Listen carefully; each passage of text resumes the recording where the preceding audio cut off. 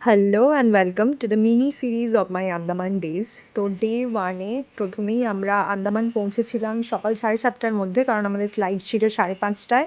Hotel ছিল এসা holidays. হোটেলে পৌঁছেই আমরা ব্রেকফাস্ট সেরে বেরিয়ে গেছিলাম সামুদ্রিকা মিউজিয়ামের উদ্দেশ্যে।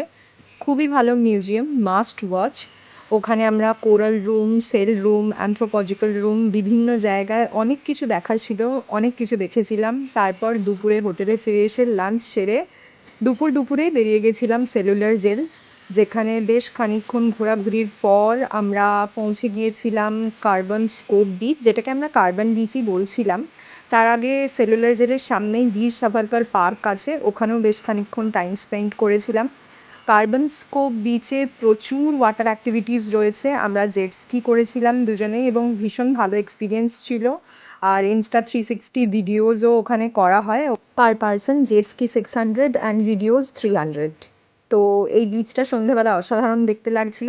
তারপর আমরা মেরিনা পার্কে খানিকক্ষণ সময় কাটিয়ে লাইট অ্যান্ড সাউন্ড শো দেখেছিলাম সেলুলার জেলে, এবং এভাবেই শেষ করেছিলাম day one. For detail video go to my YouTube channel শুপুস ব্যাক আপ স্টোরিজ।